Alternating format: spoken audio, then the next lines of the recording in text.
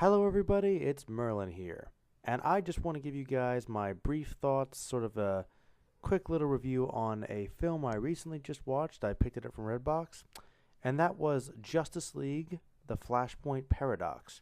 And this was based on a comic book storyline, I believe it was 6 issues long, that was published by DC back in 2011, which they adapted into another animated feature film. And I just want to start off by saying that I actually enjoyed it. I thought it was pretty good.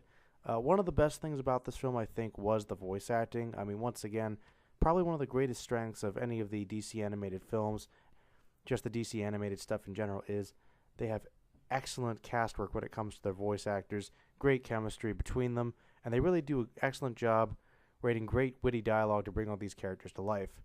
I also thought the animation was pretty solid. It was naturally, there were a lot of really fast-paced, no pun intended, action sequences that I thought were executed pretty well. I mean, it was very sharp, very pristine, really just pretty good animation, which we would expect from this company.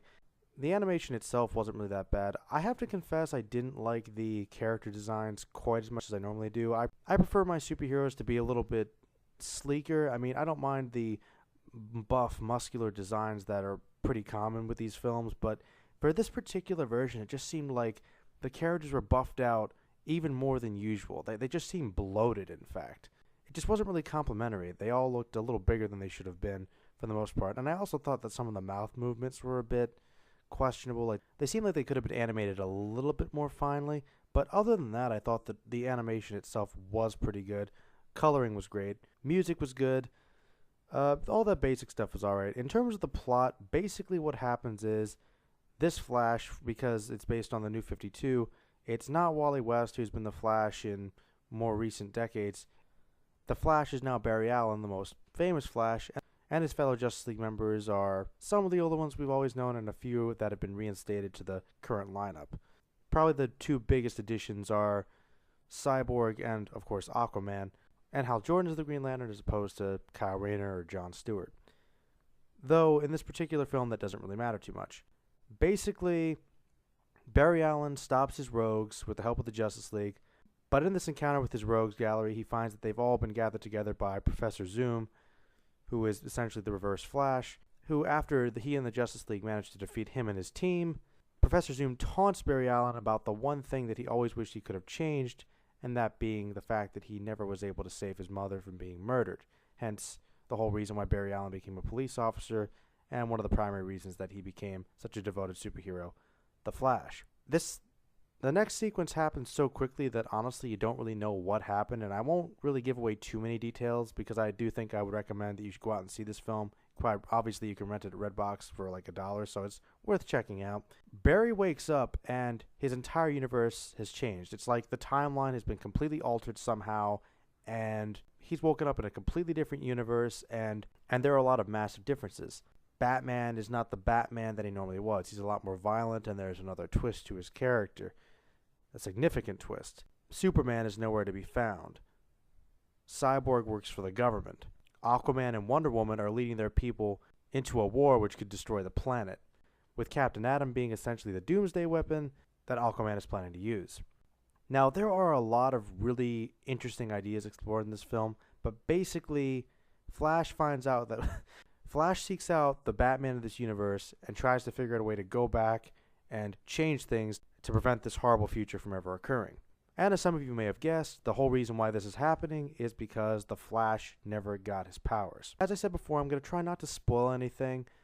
There really is a lot of good stuff in this movie. I'm not going to pretend like the plot makes a lot of sense. I mean, it does have a few minor elements that I think are somewhat questionable. Like, you kind of wonder how this event that was changed could really so radically affect all these different things. You kind of want to have all these different elements and different individual stories kind of explained a little bit more, which is one reason why I wish these films would have longer running times, because I think this was only like an hour and 15 minutes. I'm like, come on, guys, you could have easily had another half an hour there.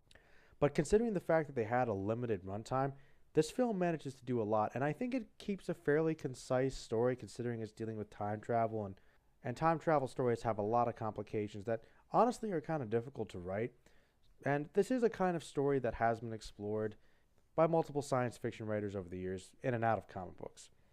But still, it does manage to have this really sweeping, epic feel, seeing all these different characters in these different situations and building this whole new world while managing to keep the plot pretty interesting and concise and really fast paced, kind of in keeping with the Flash himself. But I think the strongest element of the film was not necessarily the plot, but really just the character of Barry Allen and his struggle to make things better and kind of giving us some insight into the person he is and dealing with the primary theme of the film, and that is basically sometimes that you have to let certain things go and just focus on the things that you can change and using your skills and gifts that life has given you to do so.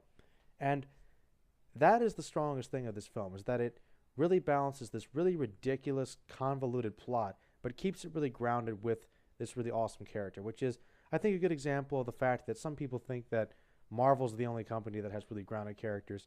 And I'm glad to see that DC is trying to remind people that the DC heroes, despite their more ridiculous and admittedly overpowered abilities, they can be very human, diverse characters as well. And the Flash is one of my favorite superheroes, so it was really good to see him have a movie that was more centered around him.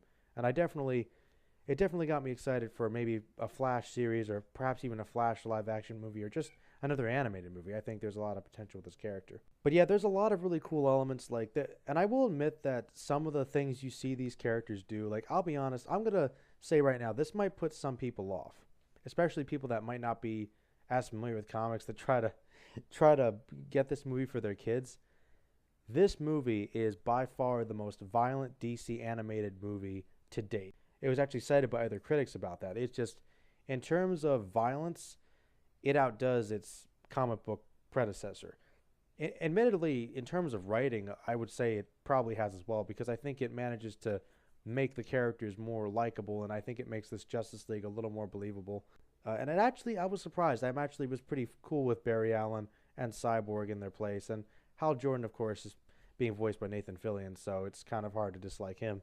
But really, this film is incredibly violent. I will warn you, you're going to see some characters that you like, that you're not used to seeing doing these things, committing these kind of acts, and you're going to see them do it. And it might put you off a little bit. I mean, admittedly, it's comic books. There's the concept of alternate timelines and different versions of us doing evil things. And this has been explored before multiple times in the comics and in their animated spin-offs. But this is the darkest it's gone so far, and I'm not going to say it doesn't work. I was actually surprised, but I kind of found myself interested in seeing how this could have played out. And that's the one thing that I really, really wish would have been expanded on in this film, is just how these characters got to that point. Because you might be questioning, these characters would never do this, but different circumstances could change people. And that's just one of the really interesting ideas that time travel stories deal with, and this film in particular, is that one small event might change us in ways we couldn't even possibly imagine. I mean, then you get into the whole idea about how circumstances shape our lives and all these different ideas, which I'm not going to talk about in this review. But basically, this film deals with some pretty big ideas that a big sci-fi time travel story like this does, and really you get to see a lot of cool characters, kind of, admittedly in a lot of overblown cameos, but some of them, particularly the Batman storyline, I think are done very well. And like I said, you've got a really good main character holding the story together.